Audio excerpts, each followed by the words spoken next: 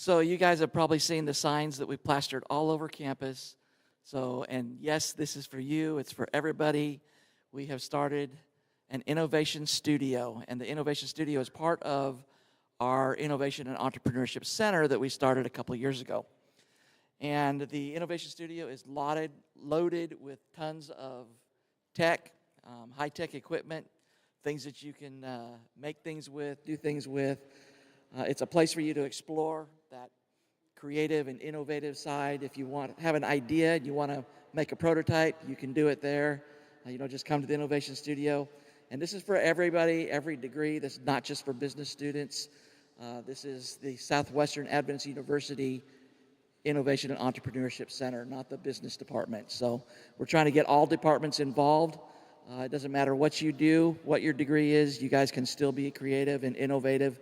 And, in the sciences, you see things made every day, ideas that come up with and, save the world with these things. And, you can come to the Innovation and Entrepreneurship Center to explore those things. So we're having a grand opening today from 3 to 5. We'd really like for everybody to come, check us out. There's a ribbon cutting at 3 if you want to be part of that. But at least come over sometime this afternoon between 3 and 5 and check it out. All right, thank you. I also heard that sometime soon in the future, people are going to be able to maybe do some things that maybe will help them start up a business. Is that true? There actually is things in there right now that if you actually wanted to start a business, there's equipment in there that you could start a business with. And lots of ideas. If you already have a business, there's things that you can use to help market your business, promote all the signs and everything you see all over campus. We've made those in the Innovation Studio. So lots of things in there that you do. Come check it out. And love to help you get started. Thank you, Dr. Moses. All right, let's give Dr. Moses a hand and promote our business department. Thank you. Also, our next announcement is going to come from one of our SA officers, Anjali. Here she is. Let's give her a hand. Hi, everyone. So as you've been hearing, as you know, we are working on our podcast. And today, our new season is dropping, our first episode. So we have the QR code that's going to be playing up there. Scan it. It's out. I know that a lot of you don't necessarily love podcasts, so we're also going to do video ones or video clips that you can watch, and that's going to come in future episodes. But for now, the first episode, meet your new host and enjoy the short episode. Oh, thank you. She's done a lot of work putting this thing together, so thank you very much. All right, we're gonna. Dr. Moses said he forgot to tell you the room number. It's 205 in Pachero Hall, 3 to 5 p.m. Also, on behalf of, I think, our counseling and outreach center, Dean Ann, let's give her a hand. Okay, quick reminder, how many of you guys are enjoying our therapy animals when they come on campus? You guys are, okay, so today, this evening, they would be in the library again between 5 and 7. Come and relieve your stress, hang out with the dogs, and have some fun, okay? Thank you. All right. Where's it at? Library? At the library, all right. Also, our next announcement is from Health Services. Is Nurse Gloria here? Nurse Gloria here, let's give her a hand.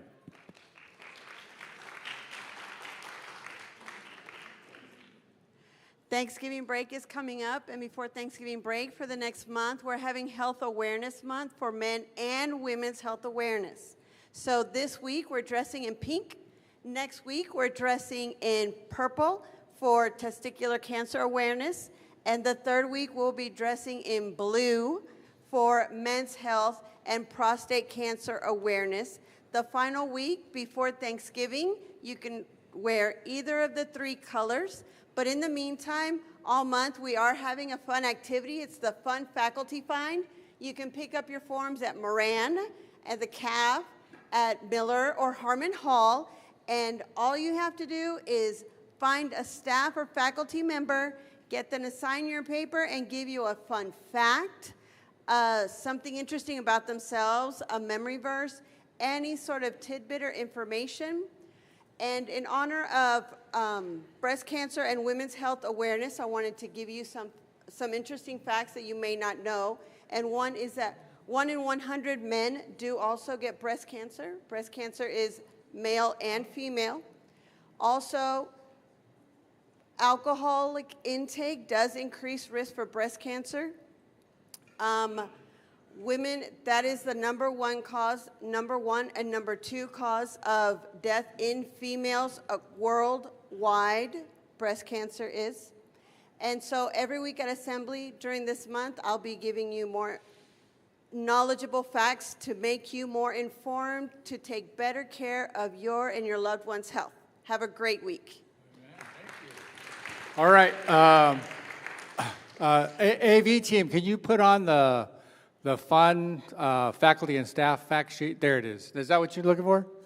Yeah, that's we need to do that. Also, there are going to be some prizes for the winners, so and it'll be a good one. So make sure you guys are participating. Also, wear pink. Just think tomorrow. The phrase for the day tomorrow will be pink for a drink. All right. So just keep that in mind. Tomorrow's theme will be pink for a drink. All right. Do we have any other announcements that I have forgotten to call on as far as people have asked me if they could make an announcement or not? Any other ones from any departments or organizations? We're good? All right. Why don't we bow our heads for prayer? Come on in. Have a seat. Keep coming. Keep coming. Thank you very much. Let's bow our heads. Father, we want to take this time out away from classes. We just want to invite your presence, your continued presence, not just in this building, Lord, but into our lives. Be with us now, Lord, as we spend a few moments together as a family.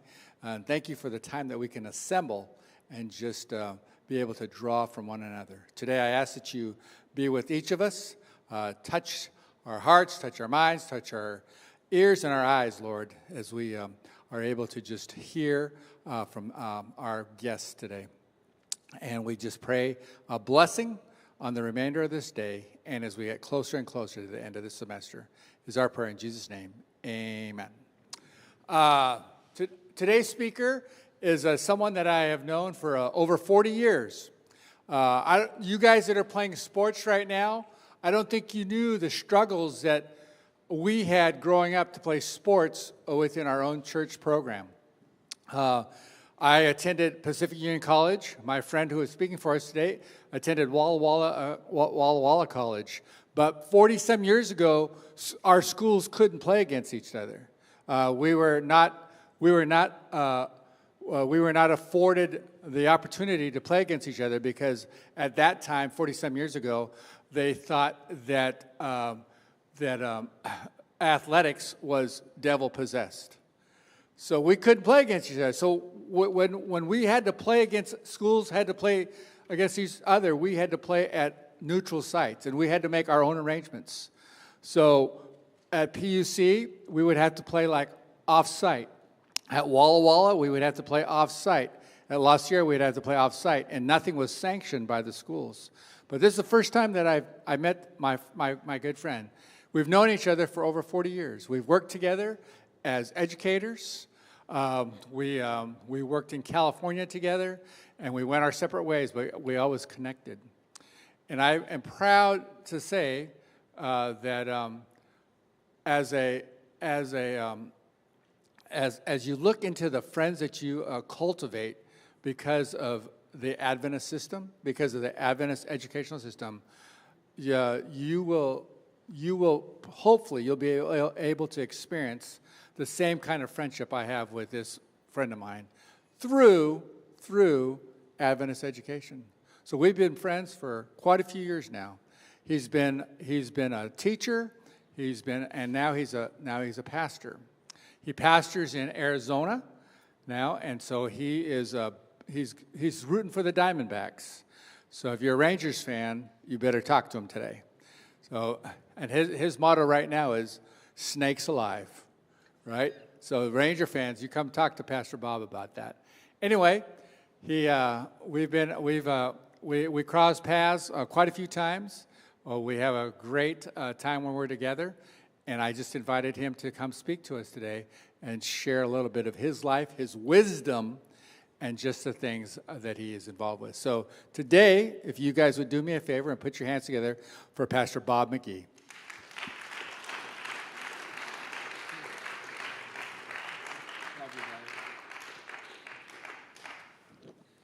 Good afternoon. My name is Bobby McGee, like the song Me and Bobby McGee. James and I became friends until I realized his name was Tay many years ago, and we've kept this through. I've come over to your fine school, but I haven't been here for a while, so I'm glad to be here again. I know I'm just an old, ugly white guy coming in here, but you know what? I'm a human being with blood, and I got some memories, and I've got some wisdom that only you could get if you give me an opportunity to do so, all right? So I hope that you'll do that, not because I'm smart, but because I've been hurt a lot, just like you will be if you haven't already. And it doesn't matter what age you are when that happens, there are some painful things that you'll go through. But I'm going to try to bring, as you said, the joy of playing sports with something that really happened. But let's go right now. My name is Bobby McGee. I am 64 years old. I've worked 40 years in the Adventist denomination, and that is a miracle of itself. But I want to tell you this. My wife is 58 years old. She's a flight attendant for American Airlines. It's a very nice perk to have because of the fact I get to fly free. Like today, it was nice. Unfortunately, I have to catch another plane because you guys have rain showers or things happen and planes do this, but thankfully James and other people will come and pick up. I have two boys. One that will be 20 and one will be 18. Their name's Lucky Day, who's 20. He goes to The Ohio State University. He's a cybersecurity, and he speaks fluent Mandarin because that'll help him get the job. My other son is 18. He'll be 18, and he's a senior, and he majors in going out with the ladies at the school. There he goes. And I told him, I said, please. The 20-year-old girl came to the door the other day. I said, how old are you? She says, I'm 20. I said, you need to wait another year before you come over to the house. But anyway, as a minister, I went to Walla Walla College. I became a Bible teacher, and I came here to not just tell you about me, but the experiences that I've had. And so lately, I can tell you my experiences are people that are really angry at political things, and people that are really angry at religious things, and people that are really angry over their relationships and things. So basically, the bottom line of what I just said, there's a lot of angry people. Then I go to the hospitals and I see people that I don't have time to be angry because their bodies are in such poor shape. I don't know if anybody in here, you don't need to raise your hands, I'm not into that kind of things, but do you know people that have a major disability in their life? It is discouraging as a minister if we stands up and everybody has ear pods and they're listening to something else. It's also discouraging if people have friends that need to be visited and they don't. It's horrible for me to be able to try to make a difference in this world because I look at Christianity and the things that I do maybe a little differently than some. I believe that unless you go out and have friends to tell anything, it doesn't matter what you know. Why should I bring people to church if I don't know the people there now? So issues like race and issues like these things that really do bother me. My mother died when she was 94, and I remember telling her, I said, thank you for giving me a good life. And she said, son, you made my life worth living. And I got today, each of you have parents. Some of your moms and dads you love, and some of them you try to love. Some of your grandparents have raised you, maybe your aunt or uncle. Some things happen like that. But I'm going to tell you, one of the coolest things in the world is today I'm going to say I love James Tay. I love Cheryl Tay. I love the experience of the people that I played ball with. I love the people that I play music with. I'm a musician, and I like to do stand-up comedian. Rodney Dangerfield is my favorite. You've probably never heard of him. But if you ever do, you want to go afterwards, listen to Rodney Dangerfield. He does one-line jokes like, my parents moved a lot when I was young, but I kept finding them. I mean, he has a way of having stories that he keeps going and going and going. He went to the pet store. I worked at a pet store, and people would always ask the manager, how big does he get? So, I mean, he would say things, self-deprecation. I've tried all these things in my approach to teaching the Bible, teaching other things, but some people's views of the Bible are so much different than mine. Some people's views of political things are so different than mine. And it's really interesting because you could be discouraged if I look around and no one wants to hear. They just go to assembly because that's what you have to do. And everybody's doing their homework and everybody's listening to something. And you can't or you shouldn't want to guilt people in anything because guilting someone into something doesn't help them. Trying to make someone do something doesn't help. I have 2 kids. I can't make them do. I can tell my son, don't hang out with this person, and that's the person he wants to hang out with. If you do this, you're going to do this, this, and this. And he does that, and I can do nothing. But every night I go into his room and I say the same thing. I say the same thing to my 20-year-old when he's home or when an 18-year-old. I text him and I put a heart and I say, I love you, son. And he'll say, you too, Dad. I'm still waiting for that, I love you too, but it's not coming yet. And my other son, I'll say I love you. He goes, I love you too. As he does everything maybe the opposite of what I would do. But guess what? He's still my kid. I still love him. I don't really care what he becomes except this one thing, that he will love not only me, but he'll love the people around him. Now here's where I get in trouble. So I'm going to go over here so I don't get hurt. I don't care if people say that they love God. I care if people say they love others, because if you love others, it proves you love God. So today, I don't need to hear people saying that they love me. I tell them that because I'm at that spot. I'm at a spot where, if I say I love you to someone and they're the wrong age or the wrong size or the wrong gender, I'm going to be in trouble. As you can tell already, I don't really care about any of that stuff, which puts me in another group, which makes me easily to be attacked because, you don't stand for anything. You don't have any morals. And I say, well, if that's what it is, okay, I guess I don't. But I do. My morality is whatever the best theology in the world you could have today, I tell you this, is your morality. You can say anything, but it doesn't prove anything. Anyone can be right, but not anyone can be nice.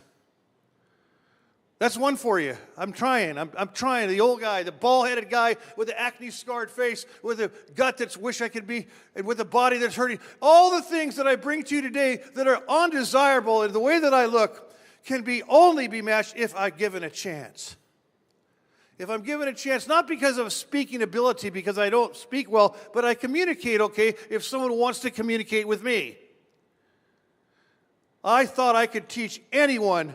When I got out of theology class, I was going to be the best pastor that Adventism has ever had. And I went to the prison, and I went everywhere, all over the world, and I did witnessing, I did evangelism, I did everything, and said, I can do it all. I'm Bob McGee. I'm a nice guy. But when I walked into the women's prison, I realized at that point something I never realized before. They hated me. I didn't even talk because every woman had been molested or raped or beaten or hurt by their father, their uncle, their brother, their pastor, their counselor. They all have been hurt. And when they saw me, I said, I didn't do anything to those people, but I actually did because I'm a man. I hurt them because I'm a man. I hurt them because I'm white. I hurt them because I'm old. I hurt them because I'm a pastor. I'm doing it right now. I'm hurting people just because I am what I am. I'm hurting people. How can you shut this guy up? How many more minutes to go? But you can take from somebody, you can say this. Hey, they told, the blind man said, you let Jesus heal you on Sabbath? He goes, listen, I don't care about anything. All I know is I was blind, and now I see. Each of you today are a difference maker in other people's lives. Your roommate, your neighbors, the people that work in all the places around the campus, and you're going to be held to a standard that has nothing to do with what you say you believe. It's how you treat the other person. I'm not here to talk about only people that have a certain lifestyle or certain, the Jehovah's Witnesses, the Church of Scientology, the Mormons, they go to the door and they go to your door and they go like this. I go, hello, and I know people want to get them and trap them and teach them. Folks, here's what I do to them. Not that it's the right thing to do, but here's what I do. Offer you something different today. I say, would you like to come in? Would you like a soda? Would you like water? Would you like something? And usually they say yes if it's in a can. And I say, we sit down, and I said, I've got 20 minutes for you. I don't tell them what I do, what I believe. I tell them, I've got 20 minutes, and I'm going to tell you at the end of that 20 minutes, I will change to believe just like you. If you love me more than I love you. And they get kind of happy, but they get kind of confused. Because when I say to them, I will change and become like you at this moment, and I will join your church, and I will do all those things if you love me more than I love you. They say, one of them will say, what does that mean? I said, listen, you guys are riding your bicycles. It's 120 degrees in Arizona. First of all, that's hard. You must really like what you're doing, or you want to do something. I said, I respect that. I said, if there's a God, I know God respects people that are working for him, so I respect you. Second of all, I'm going to tell you this. I believe that you guys, because of who you are going to go, if there's a God, he's going to save you and you're going to go to heaven. And they're like this. And I tell them this, can you say that about me? And they can't, because they're only there to save me. Did you catch that? They're only there to save me. They're already saved. Everybody's already saved. They just don't know that they're found. There are people lost today only because they're lost. Jesus saved everyone. Now, you can choose not to be, but you can choose to understand that others don't know the minds and set of other people. By your fruits you shall know them. So I tell them, are you ready to say that I could be where you're at? And they're not. So I said, who loves more, me or you? Why would I want to join your religion? Why would I want to join your religion if I can't go to heaven and you can? You know, my friend has a shirt. It has a picture of Jesus knocking on the door again. And Jesus is saying on there, open the door and let me in, because if you don't, I'm going to kill you. I hope you don't believe that kind of stuff, right? It makes you think, what are you doing? What am I doing to help people understand what the love of God really is to other people? What do you think of that? You think today when you go to your classes, you're going to become something. Man, I'm 64 years old. You can play sports now. You can do almost anything now, and nobody, you know, they still complain. I told my kid, please wait till you're 18 before you have a child. Why? Because I don't want to go to jail. Was that the only reason why? I said, no, son, because you have a great influence. You're 6'7". You can play anything on the piano and play anything on the guitar, and you can do this. And my other son, I said, you can sing, you play all these great talents that they have. What about you today? You all have great talents too. Every one of you here has a talent, or you wouldn't be in school. You couldn't go. Could you be thankful for anybody that's helping you financially today? Could you be grateful for your roommates? Don't have to answer, but how many of you are thankful for your roommate? How many wish you had another one? No. How many of you, no, just put your hand down, sir. How many of you are thankful that your bodies work, that you can actually walk to class? Are you thankful that you don't care what they say about cafeteria food, that you can even have food to eat? You thankful that you have Mr. Tay here? Oh. Are you thankful that you have decent weather in Texas? Are you thankful that somebody cares for you? I'm thankful. My mother would tell me every day, I love you, son. And I would say to her, if I was a mass murderer and I was in prison, would you still make me chocolate chip cookies? And she said, I would. I'd be disappointed in you, but I still would. Who's telling you that today? And are you telling others that you love them no matter what? Is anybody saying that to you? And are you saying that to others today? Do you know someone that loves you no matter what? Do you know someone that will say to you, you're beautiful? I'm only going to ask you to do one thing. Can you turn to the person next to you and say, you're beautiful? Could you try?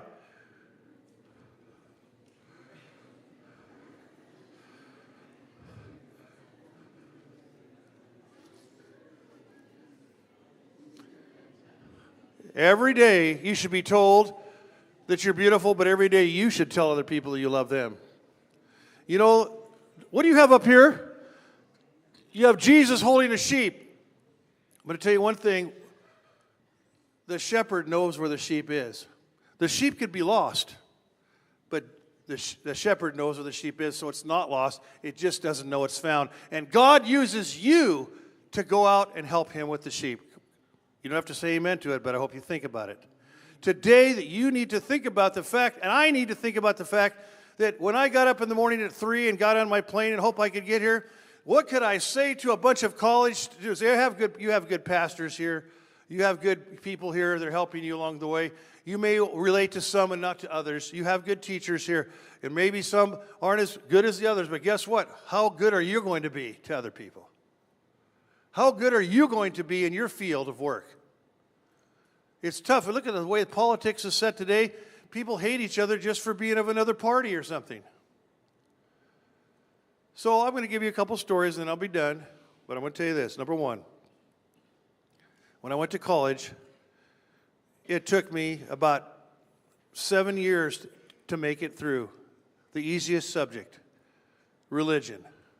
7 years because I didn't know what I was doing. I had to take things over and over and over. It wasn't because I was dumb. No, it's because I wasn't prepared for life. My folks had just got a divorce, and guess what happens when you get a divorce? It affects people. Your folks, if they got divorced, it's affecting you. If you say it doesn't affect you, then you're not telling the truth. It affects you. You're affected. And I said when I was going to be a pastor, I went to women's ministry. I told you already in the prisons. Those people were affected before I came into their life. They weren't ready to take any advice from me. You may not be today, and maybe I'm failing at this, but I'm giving it the old college try, so to speak. The other time in my life, I went in, and it was a group of boys and girls that in wheelchairs where they had palsy. They were like this. They could not speak. And they couldn't talk, and they were in class, and my chaplain friend said to me, he goes, go onto them and talk to them. I didn't know what to say, folks. I didn't know. Would you know what to say? As a pastor or as a helper, could you go up to someone who does not know how to speak back to you? And all those people that were in that room were as smart or smarter than I'll ever be. They were trapped inside their bodies. And I thought, okay, I knew about women, but I really didn't. I thought I knew about how to take care of people that were sick, but I really didn't. And I watched my friend, because I said, I don't know what to say. I don't know what to say. And as I watched him come up, he would touch the person and say, Jesus loves the little ones like you, and you. And I watched it, and we all want to be touched in a positive way. We all want to be helped in a positive way. And many of us, I've never spanked a kid. I don't know how to spank any kids. I don't know how to discipline my kids. I got so mad at my one kid, I wanted to hit him, and I said, well, I don't hit any. I've never hit anybody in my life. Why would I want to hit him? Yet I'm speaking to people who have been hit. But I don't know what that means.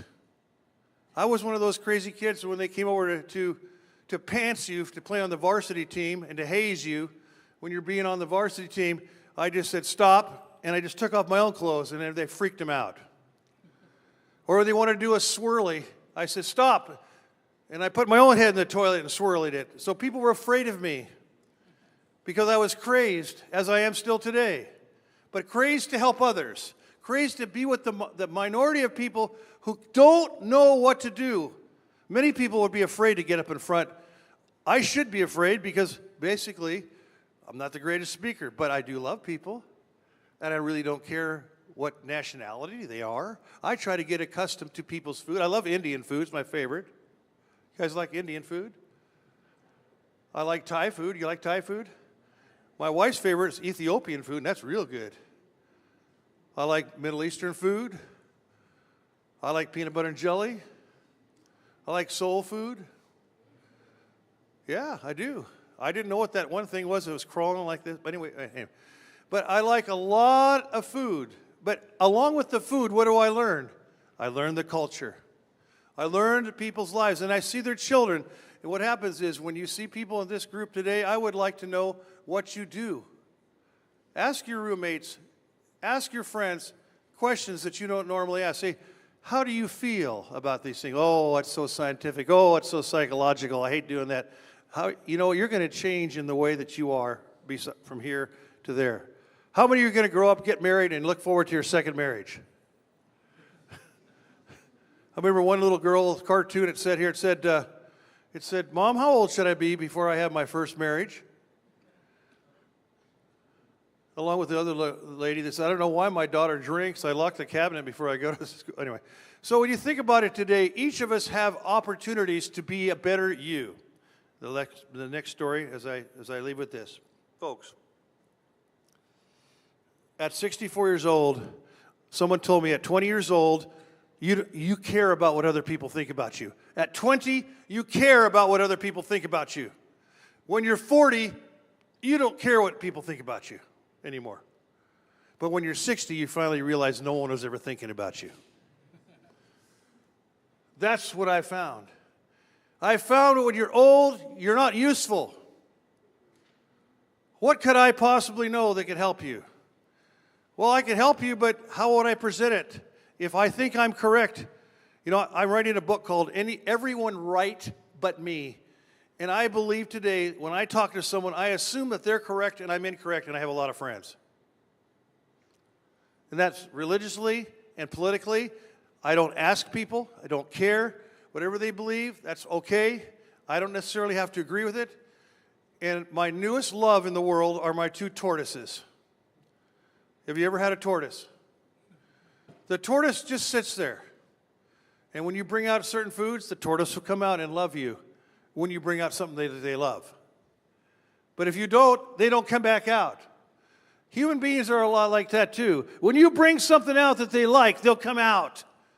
They come out because you're feeding them. I can't believe that they love peppers.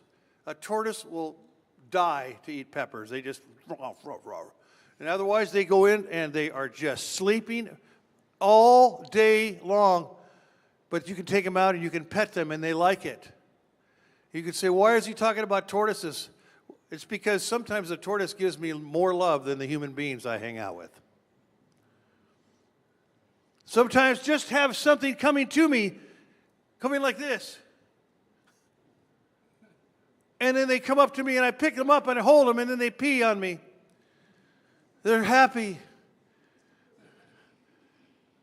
And when you come home and they're on their back like this because they're trying to claw out, they have to have someone put them back on their feet again or they'll die.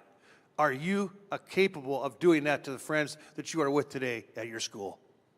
Can you take someone who's upside down in life and put them back on their feet again? Can you do that? There are people around. Look for them. You can see if a tortoise is on its back, it cannot get back unless you help them. That's like you today. If you break up with someone, I remember when I was divorced, I was so discouraged. I asked the same questions. What did I say wrong? What did I do wrong? If I'd have done this, would this happen? None of you have ever been through a breakup, I'm sure. But I was asking this question, what did I do wrong? What did I do wrong? What did I do wrong? And I told my best friend, every day I'd call him, I'd say, I'm so depressed. I can't believe it. She left me. I've done it. And finally, one day I said to him about a year and a half later, I said, I'm done with this.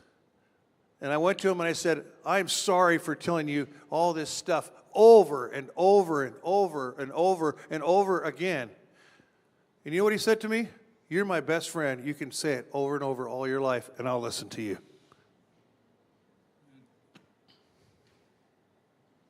Can you do that with your friends?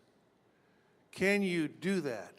Can you be in a position where you can recognize that that person up there, even if you feel lost, knows where you're at? You know where your friends are at. Keep track of people. I hear these stories all the time. Oh, we found little Johnny. He was dead. He's been in his room for 3 years. No, for 3 months. Well, how come nobody knows that? How come we don't know where that other person is? I learned some heavy lessons. I used to do Smoking Sam at the fair.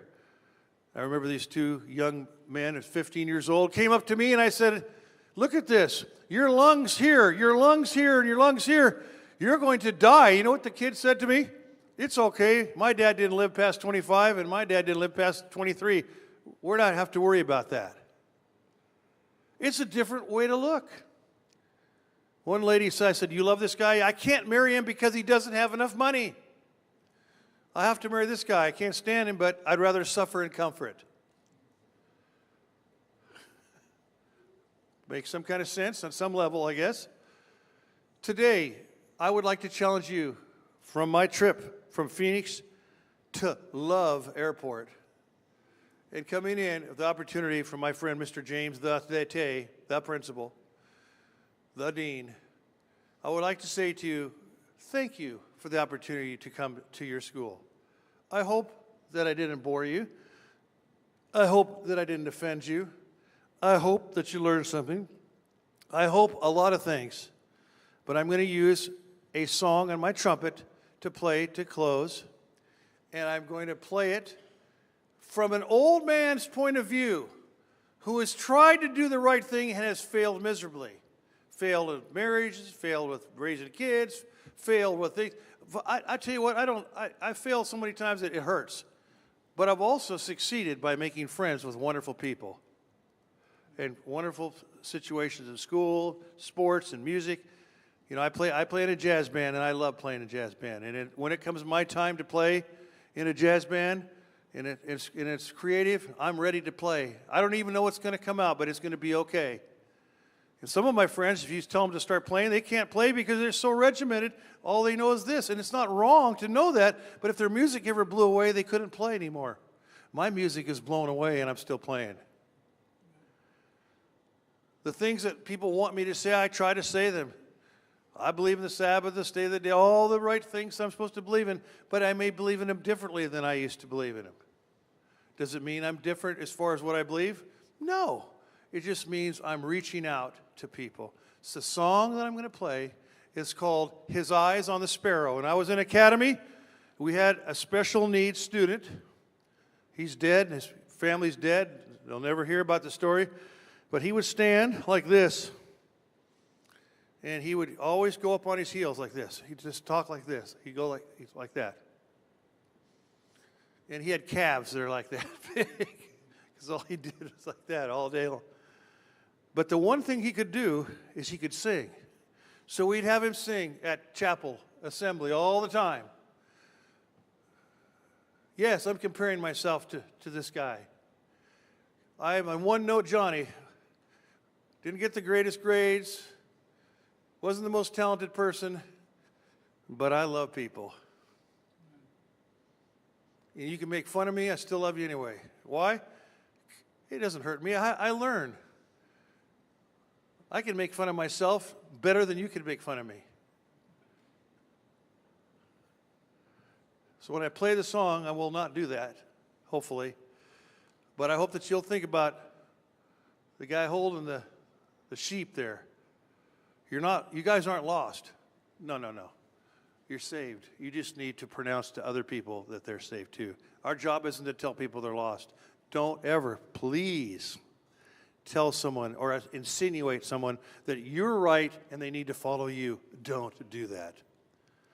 That is not our job, to tell other people or to insinuate or to even say, yes, I believe, and it's okay to believe. The song.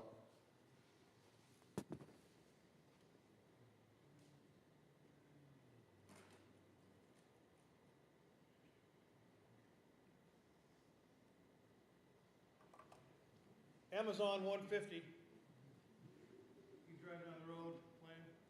Same size, just smaller, wound up.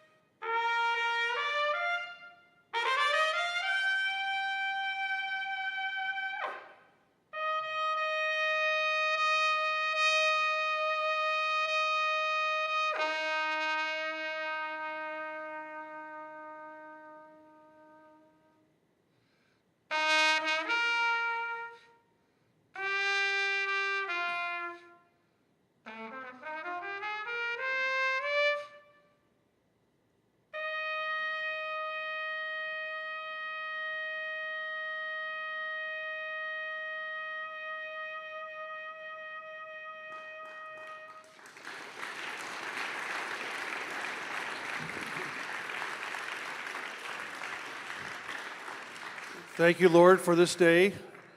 Thank you for the Southwestern Adventist University, SWAU. Thank you, Lord, for James Tay and the friendship I have with him. Mickey came in, others, family and friends. Thank you for helping me understand I can pray with my eyes open, Lord. Thank you. Thank you for understanding that through my life you've been there for me. And that the goodness of God keeps running after me. Thanks for helping me relate to people way younger and older, people of different cultures, colors, sizes, shapes, and genders. And help me to stay open to your Spirit's leading so that I will be your instrument that you can play through no matter what age I may be.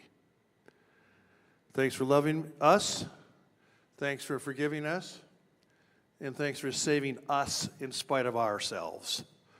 We ask these things in your name, and all the people said, thank you for the opportunity. Have a good day.